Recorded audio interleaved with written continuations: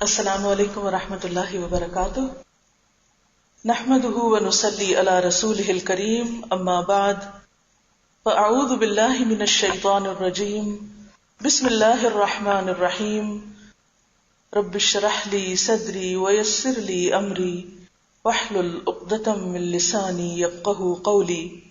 جو اللہ کے سامنے اس حال میں کھڑا ہو کہ یا رب تیری خوشی کی خاطر میں نے یہ بھی چھوڑ دیا اور یہ بھی چھوڑ دیا اور یہ بھی چھوڑ دیا، میں نے وہ سب چھوڑ دیا جو تو نے میرے لیے حرام کیا تھا، میں نے وہ سب چھوڑ دیا جو تجھے ناپسند تھا، میں نے وہ سب اختیار کیا جو تیری خوشی کا تھا۔ اسی وقت وہ صدا اس کو آئے گی، رضی اللہ عنہم ورضوا عنہ، اللہ ان سے راضی ہو گیا اور وہ اس سے راضی ہو گئے۔ کیا یہ خوشی اس کو نصیب ہو سکتی ہے کہ جو اللہ سے ملے اور اللہ اس سے ناراض ہو، اللہ اس پر غضبناک ہو؟ جو اللہ کے حق مار کر دنیا سے جائے، جو بندوں کے حق مار کر دنیا سے جائے، جو بندوں کو ذلیل کر کے دنیا سے جائے، جو بندوں کو ستا کر دنیا سے جائے، کیا وہ بھی اس خوشی کا مستحق ہو سکتا ہے کہ وہ اپنے رب کے سامنے کھڑا ہو؟ کیا وہ ایک مجرم کی حیثیت میں کھڑا نہ ہوگا؟ مسند احمد اور ترمذی میں ایک روایت ہے، رسول اللہ صلی اللہ علیہ وسلم نے فرمایا کہ اللہ تعالیٰ نے مجھے یہ پیشکش کی کہ وہ میرے لیے مکہ کی وادی کو سونا بنا دے۔ اللہ تعالیٰ نے محمد صلی اللہ علیہ وسلم کو یہ آفر دی کہ ہم آپ کے لیے مکہ کی اس وادی کو، ان پہاڑوں کو سونا بنا دیتے ہیں۔ میں نے کہا نہیں اے میرے رب، بلکہ میں یہ چاہتا ہوں ایک دن پیٹ بھر کے کھاؤں اور ایک دن بھوکا رہوں، بس جب میں بھوکا رہوں تو میں تجھ سے تضرع کروں، یعنی میرے اندر کی جو پین ہے اور پینگ ہے، وہ کریو ہے بھوک کی، اور جو تضرع ہے اور جو عاجزی ہے، اس حالت میں تجھ کو پکاروں اور تجھ کو یاد کروں، اور جب میں شکم سیر ہوں تو میں تیری حمد کروں اور تیرا شکر ادا کروں۔ اللہ کے رسول صلی اللہ علیہ وسلم نے اپنے لیے دونوں کیفیات مانگی۔ ہم آپ کی امت سارا سال ہر ایک دن کے بعد ایک دن تو ایسی کیفیت سے نہیں گزرتے، لیکن سال کے 11 مہینوں کے بعد ایک مہینہ ہمیں اسی کیفیت کا تجربہ کرانے کے لیے آتا ہے کہ ہم بھوکے رہ کر، ہم ایک تکلیف اٹھا کر اپنے رب کو انتہائی عاجزی کی حالت میں اور گڑ گڑاتے ہوئے اور پوری طرح متوجہ ہوتے ہوئے اس کو پکاریں، کیونکہ جس وقت انسان پیٹ بھرا ہوتا ہے اس پر سستی چھا جاتی ہے، اور جب سستی آتی ہے تو پھر ساتھ ہی نیند بھی آنے لگتی ہے، اور نیند کے وقت انسان کی کیفیات بالکل بدل جاتی۔ وہ توجہ کرنا بھی چاہے تو پوری طرح توجہ نہیں کر سکتا، وہ گڑ گڑانا چاہے بھی تو گڑ گڑا نہیں سکتا، وہ رونا چاہے تو رونا مشکل سے آتا ہے، اس کی دعاؤں میں وہ عاجزی، وہ زاری اور وہ خلوص نہیں ہوتا۔ لہذا روزہ اور رمضان کا مہینہ خاص طور پر، جبکہ صرف ایک انسان اس تجربے سے نہیں گزر رہا ہوتا، بلکہ پورے گھر والے، دوست احباب، رشتہ دار، سب کے سب اس کیفیت سے گزر رہے ہوتے ہیں، اور ہر ایک دوسرے کو نیکی میں سپورٹ دے رہا ہوتا ہے، ایک ماحول قائم کر کے، کیونکہ کوئی بھی پودا اپنے ماحول کے اندر، اپنی خاص زمین پر، خاص علاقے میں زیادہ بہتر طور پر طاقتور ہوتا ہے اور بہتر پھل لاتا ہے اور زیادہ خوبصورت طور پر اگتا ہے۔ تو بالکل اسی طرح رمضان کے مہینے میں جب ہم بہت سارے دوسرے لوگوں کے ساتھ مل کر، متحد ہو کر اس کیفیت سے گزرتے ہیں تو ہماری دعاؤں میں اور ہماری کیفیات میں یقینی طور پر فرق آتا ہے۔ نبی صلی اللہ علیہ وسلم نے اس تجربے کو اپنے لیے مانگا۔ ہم اپنے آپ کو رکھ کر دیکھیں کہ اگر ہمارے سامنے اتنی بڑی پیشکش ہو، اتنی بڑی آفر ہو، تو ہماری تمنا اور طلب کیا ہوگی؟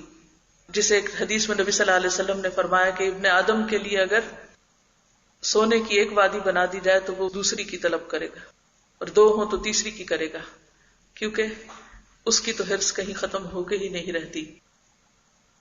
لیکن بات یہ ہے کہ انسان کو اللہ کا قرب اختیار کرنے کے لیے بہرحال اپنی مادی ضروریات اور دنیا سے کسی نہ کسی حد تک رخ موڑنا پڑتا ہے، کنارہ کشی کرنی پڑتی ہے، اور اس میں خاص طور پر اپنی ذات کے ساتھ ایسا تجربہ کرنا اور ایسا ایکسپیرینس کرنا، یہ انسان کے لیے تزکیہ نفس اور اسی طرح دل کی قوت کا ذریعہ بنتا ہے۔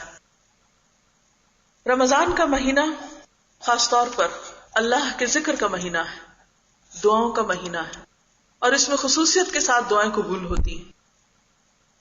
لہٰذا اس رمضان کے لیے اگر آپ کچھ پلاننگ کریں تو اس میں ایک پلاننگ ضرور شامل کریں، اور پلاننگ آپ کی 30 دنوں کی ہو، ہر روز کی الگ ہو۔ اس میں ایک تو ہم روٹین میں روزہ رکھ رہے ہوتے ہیں، تراویح پڑھ رہے ہیں اور صدقہ خیرات کی کچھ کام کر لیتے ہیں، لیکن یہ دراصل ایک سیلف ٹریننگ کا مہینہ بھی ہے، اور اس میں آپ یقینی طور پر ایک ایسے پروگرام پر عمل کریں کہ جس سے آپ کو رمضان گزرنے کے بعد یہ احساس ہو کہ واقعی آپ نے کچھ پایا ہے، کچھ حاصل کیا ہے۔ اس کو ایسا ہی تجربہ سمجھے کہ جیسے حج پہ جانے والے حج کے لیے ایک ذہنی تیاری کرتے ہیں، عملی تیاری کرتے ہیں، اور پھر جب وہاں جاتے ہیں اور واپس لوٹتے ہیں تو خاص کیفیت میں ہوتے ہیں۔ حج کے لیے تو ہم جاتے ہیں لیکن رمضان ہمارے پاس آ رہا ہے، لہٰذا اس آمد کو بہترین طور سے اس کا فائدہ اٹھانے کے لیے بہترین پلاننگ کیجیے، اور اس پلاننگ میں خصوصاً دعاؤں کے حوالے سے اگر ہو سکے تو ہر روز ایک دعا یاد کرنے کا پروگرام بنائیں۔ اور اس کا طریقہ کیا ہو سکتا ہے کہ جیسے قرآنی اور مسنون دعاؤں کی کتاب ہے جس میں قرآنی دعائیں بھی ہو سکتی ہیں، اور نبی صلی اللہ علیہ وسلم نے جو دعائیں مانگی، کیونکہ آپ کی مانگی دعائیں اور ان کے بہترین الفاظ جو ہیں ہم وہ نہیں مانگ سکتے، اور ہمیں اتنا پتہ بھی نہیں کہ ہم اپنے لیے مانگیں تو کیا مانگیں۔ تو اگر آپ کیلنڈر کے ساتھ مارک کر کے ہر روز کی ایک دعا، اور ہر ایک کو اپنا خود پتہ ہے کہ میری حیثیت کیا ہے، میں 1 لائن کی دعا یاد کر سکتی ہوں، 2 لائن کی کر سکتی ہوں، ایک بڑی کر سکتی ہوں یا چھوٹی کر سکتی ہوں، تو 30 دنوں کی ڈیٹس ڈال لیں، اور ہر روز ہر نماز کے بعد اس دعا کو کم از کم 3 دفعہ پڑھیں، باقی بھی مانگیں لیکن اس ایک خاص دعا کو کم از کم 3 دفعہ پڑھیں۔ اگر 5 نمازوں کے بعد 3 دفعہ بھی آپ نے اس دعا کو پڑھا تو 15 دفعہ وہ دعا ہو جائے گی۔ تو انشاءاللہ ایک دعا اگر آپ دن میں 15 بار مانگیں گے، 15 بار پڑھیں گے تو وہ آپ کو زبانی بھی یاد ہو جائے گی، پھر اگلے دن اس کو شامل کرتے ہوئے ایک اور کا اضافہ کر لیں۔ اور اگر آپ سمجھتے ہیں الحمدللہ کہ آپ کو وہ سب دعائیں زبانی یاد ہے تو پھر اس صورت میں قرآن پاک کا کچھ حصہ حفظ کرنے کا اپنے ذمہ لے لیں کہ روزانہ کچھ نہ کچھ حصہ قرآن پاک کا زبانی یاد کرنے کی کوشش کریں۔ اور یہ جو ہم کہتے ہیں نا کہ ہمیں یاد نہیں ہوتا، وہ یاد ہو سکتا ہے۔ سب سے پہلے تو اس خیال کو دل سے نکالنے کی ضرورت ہے کہ یاد ہوتا نہیں یا ہو نہیں سکتا۔ بات یہ ہے کہ ہم نے کوشش بھی کتنی کی ہے، ہم کوشش بھی تو نہیں کرتے۔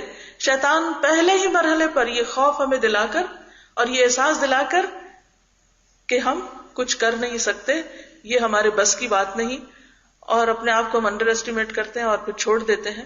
ایسی مثالیں بھی ملتی ہیں، جیسے پچھلے دنوں کسی نے ایک مضمون مجھے بھیجا کہ جس میں ایک خاتون نے 80 سال کی عمر میں قرآن حفظ کیا، کئی سال اس کو لگے، اور خاص طور پر جب اس کے بچے بڑے ہو گئے اور اس کے پاس وقت زیادہ تھا تو بجائے اس کے ادھر ادھر وقت ضائع کرنے کے اس نے قرآن یاد کرنا شروع کر دیا اور اس کو یاد ہو گیا۔ تو اگر ہم اپنے سے کوئی کام کرانا چاہیں اور اس کی نیت اور ارادہ کر لیں اور اپنے ساتھ سچے ہو جائیں اور پھر کوشش بھی شروع کر دیں تو آپ دیکھیں گے کہ کسی نہ کسی مقام پر آپ ضرور پہنچیں گے۔ تو قرآن پاک کا کوئی حصہ، مثلاً کوئی ایک سورت، بڑی سورت، یا پھر کچھ دعائیں اگر آپ یاد کریں گے تو رمضان گزرنے کے بعد آپ کو ایک احساس ہوگا کہ آپ نے کچھ کمایا ہے۔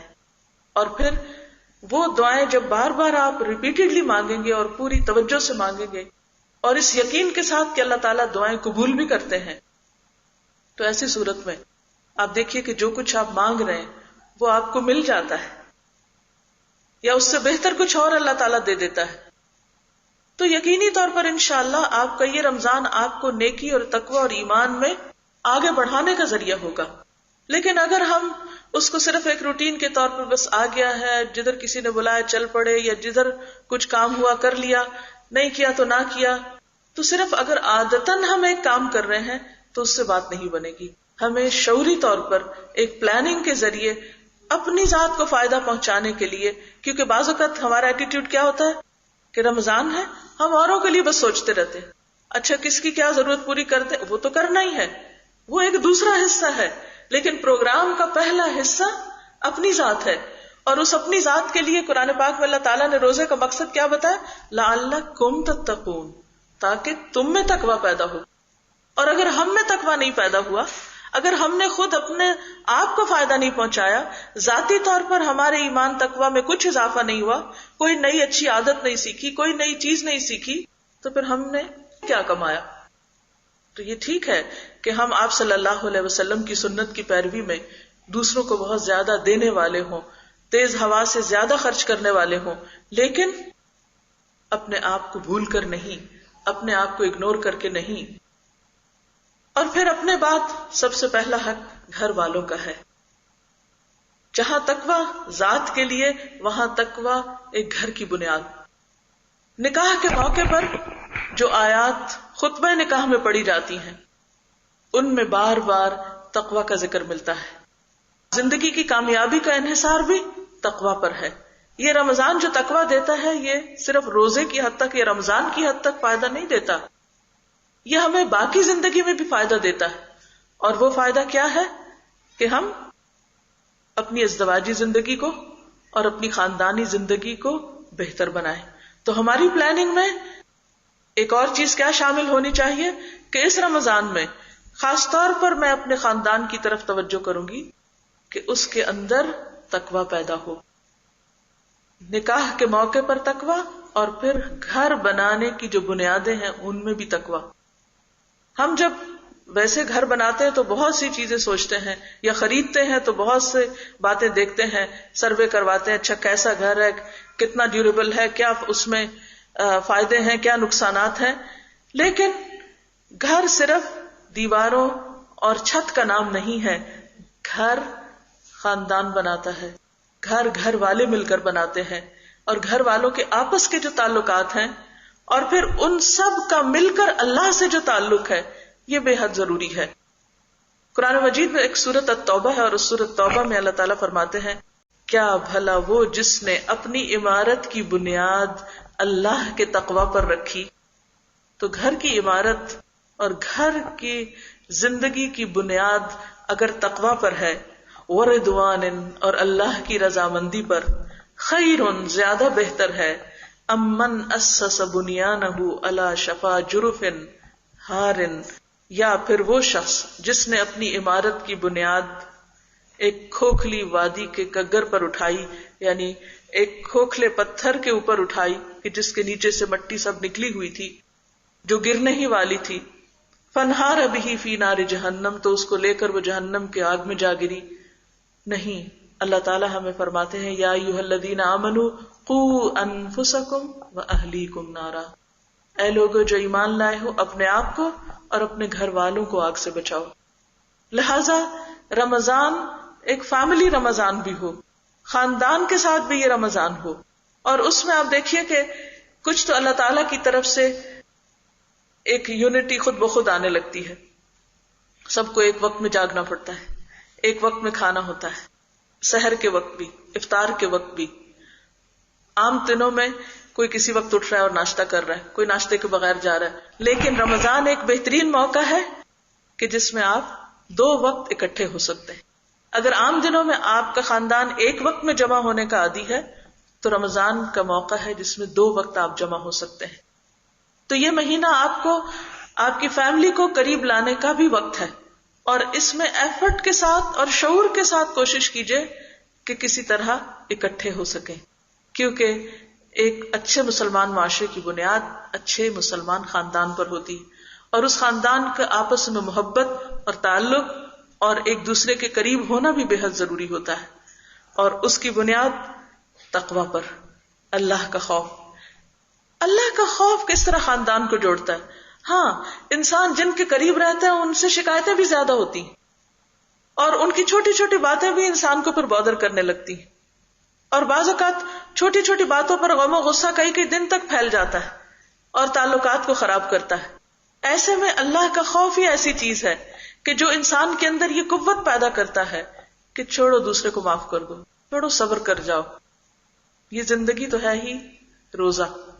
یہ روزہ صرف رمضان کا نہیں، ایک دن کا نہیں، مومن کی تو ساری زندگی روزہ ہے کہ جس میں اس کو بہت ساری ایسی چیزیں جو اس کے نفس کے خلاف ہیں یا اس کی خواہش ہے کہ وہ کرے لیکن وہ اللہ کے ڈر سے نہیں کرتا. یہی تو تقویٰ ہے، یہی تو اللہ کا ڈر ہے جو آپ سے وہ کچھ کرواتا ہے کہ جو اس کے بغیر ہو سکتا ہی نہیں. اور پھر خاص طور پر پیغمبروں کی سنت پر عمل کرتے ہوئے یہ نہیں کہ آپ خود تو تراویح پڑھنے چلے جائیں، خود تو آپ روزہ رکھ لیں، خود تو آپ کئی سپارے پڑھنے میں مشغول رہیں اور بچے روزہ ہی نہ رکھیں یا گھر والے روزے کا اہتمام نہ کریں یا پھر وہ نماز کے لیے ہی نہ جائیں. بھلے آپ کی نماز کو اگر تھوڑی سی تاخیر ہو بھی جائے تو کوئی بات نہیں، اگر گھر والوں کو ساتھ لے کر نکلیں. بچوں کو بھی تراویح پر گھر والوں کو، شوہر کو اور رشتہ داروں کو اس چیز کے لیے خاص طور پر تیار کریں اور اس کے لیے خصوصی طور پر اہتمام کرنا ہوگا اور پلاننگ کرنی ہوگی. کام کے اوقات میں اگر تبدیلی ممکن ہو تو وہ تبدیلی کرنا ہوگی اور میک شور کرنا ہوگا کہ آپ اور آپ کے بچوں سمیت سب مسجد میں پہنچ سکیں. کیونکہ اگر بچے گھر بیٹھ کر ٹی وی دیکھ رہے ہیں اور آپ مسجد میں تراویح پڑھ رہے ہیں تو واپس جا کر اس گھر کے اندر باہمی فضا کیسے ہوگی اور ایک دوسرے کے ساتھ مل کر جو تقویٰ کی روح گھر کے اندر ہو سکتی ہے وہ کیسے پیدا ہو سکتی ہے. تو کان یأمر اہلہ بالصلاۃ والزکاۃ. حضرت اسماعیل علیہ السلام کے بارے میں آتے ہیں کہ وہ اپنے گھر والوں کو نماز اور زکوٰۃ کا حکم دیا کرتے تھے. پھر اسی طرح روزہ رکھتے وقت ہمیں اس بات کا بھی خیال رکھنا ہے کہ یہ روزہ صرف کھانے پینے کا روزہ نہ ہو، دل کا روزہ بھی ہو. تو رمضان پلاننگ میں دل کا روزہ بھی. اور دل کا روزہ کیا ہے؟ کیونکہ لعلکم تتقون ہے اور تقویٰ کہاں ہوتا ہے؟ دل میں ہوتا ہے. نبی صلی اللہ علیہ وسلم نے خاص طور پر دل کی طرف اشارہ کر کے فرمایا التقویٰ ہاں ہونا، تقویٰ یہاں ہے، تقویٰ یہاں ہے، تقویٰ یہاں ہے. تو سب سے پہلا روزہ تو پھر دل کا ہوگا اور دل ہی روزہ رکھے گا تو اصل روزہ ہوگا. بات یہ ہے کہ اس دنیا میں رہتے ہوئے مختلف چیزوں کو دیکھتے ہوئے جو کبھی ہماری مرضی کے خلاف ہوتی ہیں، کبھی ہماری طبیعت کے خلاف ہوتی ہیں، کبھی کسی طرح ہمیں پریشان کرتی ہیں، کبھی ہمارے اپنے اندر ایسے جذبات اور احساسات ہوتے ہیں کہ جو ہمیں دنیا کی محبت کی طرف کھینچ کے لے جاتے ہیں. یہ ساری چیزیں دلوں کو بیمار کر دیتی ہیں اور جب دل بیمار ہو جاتے ہیں تو پھر وہ بیماری جب تک کنٹرول نہ کی جائے بڑھتی چلی جاتی. دل کے بیمار کو بہت سی احتیاطیں کرنا پڑتی ہیں. فی قلوبہم مرض فزادہم اللہ مرضا. جو لوگ دلوں کی بیماریوں پہ کنٹرول نہیں کرتے اللہ تعالیٰ ان کو ڈھیل دے دیتا ہے اور وہ بیماریاں بڑھتی چلی جاتی ہیں. لہذا دل کی بیماریوں کی اصلاح کے لیے بہترین موقع ہے یہ رمضان اور اس کے لیے خاص طور پر قرآن سے خصوصی تعلق، کیونکہ قرآن ایسی چیز ہے جو اللہ کے رسول صلی اللہ علیہ وسلم کے دل پر اتارا گیا تھا. تو دل کا تزکیہ اور دل کی صفائی ہو نہیں سکتی جب تک کہ قرآن سے تعلق مضبوط نہ ہو. اور پھر دل آباد بھی قرآن ہی سے ہوتا ہے.